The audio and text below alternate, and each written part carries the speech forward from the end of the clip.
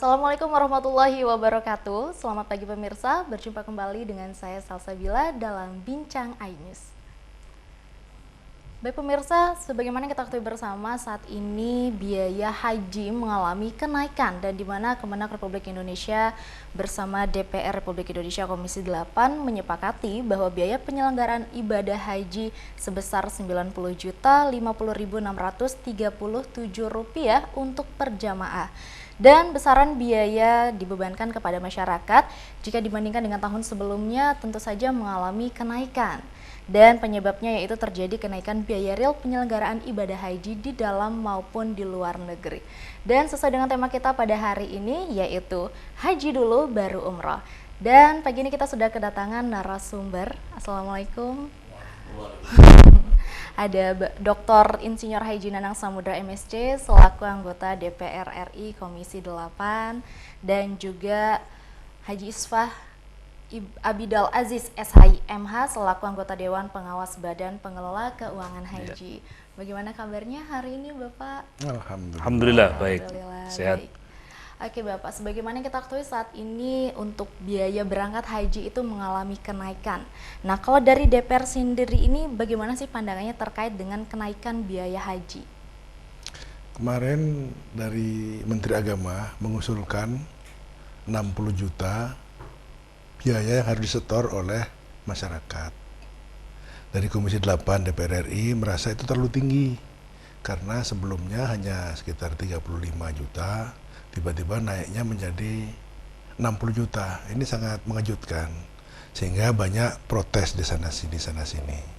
Sebagai wakil dari masyarakat, kami berusaha untuk mencarikan solusi apa penyebabnya kenaikan tadi. Setelah kami telusuri ada 3 komponen, transportasi, akomodasi, dan konsumsi. Nah, kenaikan ini transportasi tentunya tidak bisa dihindari. Memang BBM juga naik gara-gara perang Ukraina, kemudian makanan juga naik, akomodasi juga naik. Tapi kami berusaha sekuat tenaga untuk bisa menurunkan dari angka 60 tadi. Yang pada prinsipnya kalau kita gunakan patokan tahun sebelumnya memang kenaikannya tinggi, tetapi sebenarnya ada suatu yang tersembunyi di balik itu. Tersembunyi di sini artinya bahwa jumlah perjalanan ibadah haji itu sebenarnya sekitar 100 juta. Yang disetorkan oleh masyarakat hanya sebagian saja. Ya, kalau katakan sebagian kecil nanti katanya tidak istitoah nanti. Ya, sebagian disetor oleh masyarakat dan sebagian lagi disubsidi oleh BPKH, bukan oleh pemerintah. Nah, di sini perlu dijelaskan kepada masyarakat bahwa BPKH itu tugasnya menghimpun dana dari sekitar 5 juta calon jemaah haji yang sudah mendaftar dan sudah membayar uang porsi. Nah, setelah mereka membayar senilai 25 juta, maka mereka dapat nomor porsi. Uang itu dikumpulkan oleh BPKH dan dikelola secara syariah. Di sini ada kesepakatan antara si masyarakat dengan BPKH dengan menandatangani akta atau perjanjian wakaloh. Nah, di sini uang tadi nilai manfaatnya kita tidak boleh ngomong bunga karena tidak dikenal bunga di BPKH dan di umat Islam. Maka dana tadi atau dana nilai manfaat tadi digunakan untuk mensubsidi para calon jemaah haji. Sehingga masyarakat tidak merasakan bahwa ada tambahan tadi, seolah-olah yang biaya haji itu hanya sekitar 60 juta itu saja. Namun dalam perjalanannya terjadi kesepakatan antara Komisi 8, Kementerian Agama, khususnya Dirjen Haji dengan BPKH, turun biayanya menjadi 50 juta yang disetor oleh masyarakat. Itu tidak pas 50 juta, tetapi tergantung juga jaraknya dari Saudi. Misalkan jemaah dari Banda Aceh tentunya tidak sama dengan jemaah dari Jayapura atau dari Lombok. Jadi kenaikan ini memang tidak bisa dihindari, tetapi kita berusaha mengoptimalkan, turun menjadi 50 juta. Oke, dan kenapa sih setiap tahunnya itu kemungkinan biaya haji akan berubah dan cenderung naik gitu? Mungkin apa saja sih faktor yang menyebabkan kenaikan dari biaya haji ini sendiri? Ke saya. Boleh? Betul. Oh ya, terima kasih. Jadi banyak variabel yang mempengaruhi terkait dengan biaya haji ya. Jadi antara lain terkait dengan kurs valuta asing, kemudian kebijakan dari pemerintah Saudi sendiri, serta biaya real penyelenggaraan ibadah haji, operasional haji. Jadi terkait dengan umpamanya di tahun kemarin, di tahun 2022, tiba-tiba ada kebijakan terkait dengan harga masyair itu yang dari awalnya 1.500 real kemudian ditetapkan naik menjadi 5.656 real.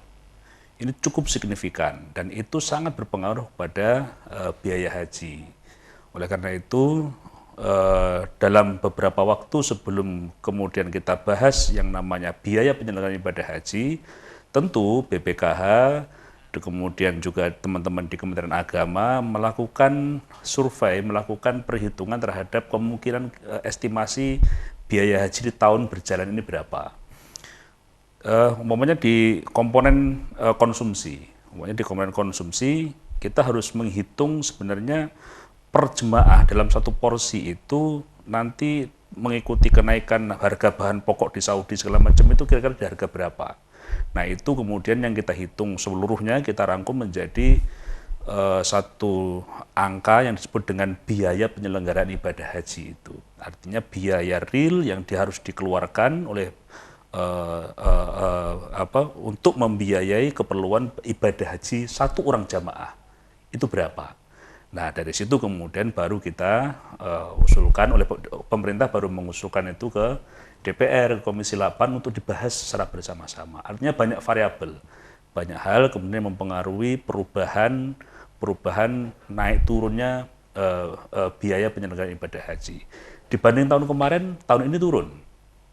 Tahun kemarin BPIH itu 98 juta. Tahun ini BPIH 90 juta. Karena di beberapa bagian, umpamanya di masyair, itu yang tahun kemarin 5.656, itu dapat kita tekan negosiasi turun 1.024 real. Nah ini bagian ataupun contoh dari beberapa variabel yang mempengaruhi terkait dengan biaya penyelenggaraan ibadah haji. Oke, kalau tadi ternyata mengalami penurunan ya, Ya. dibandingkan tahun sebelumnya, awalnya 98 juta menjadi 90 jutaan seperti itu. Oke, apakah sepatutnya ada perubahan kebijakan nih, atau mungkin sudah ada wacana terkait dengan kebijakan setoran awal? Jadi ketika jamaah ingin berangkat haji merasa mungkin lebih ringan atau sebagainya. Mungkin bisa dijawab oleh Jadi Pak Nano. untuk setoran awal memang dirasakan bahwa jumlah setoran awal yang 25 juta sekarang ini terlalu kecil dibandingkan dengan nilai 90 juta tadi. Jadi sudah sepantasnya ada kenaikan. Namun jauh-jauh hari sudah ada warning, jangan sampai masyarakat merasa kaget kalau ada kenaikan. Namanya kenaikan itu kadang-kadang membuat heboh gitu. Seperti kemarin jadi ngelantur kemana-mana padahal kenaikannya itu sudah jelas dan sebagainya. Tapi ya itulah pendapat masyarakat. Oleh karena itu kita melakukan sosialisasi terus sering-sering sehingga masyarakat bisa mendapatkan informasi yang pertama tidak dari sumber-sumber yang tidak jelas. Jadi kesimpulannya bahwa untuk setoran awal ini akan ada kenaikan. Oke, baik. Terima kasih Bapak atas jawabannya. Kita break sejenak. Ya. Selanjutnya nanti kita akan membahas terkait dengan penyelenggaraan ibadah haji itu seperti apa dan perbedaan terkait dengan penyelenggaraan ibadah haji ataupun peran dari BPKH ataupun Kementerian Agama nanti. Jangan kemana-mana, tetap bersama kami di Bincang iNews.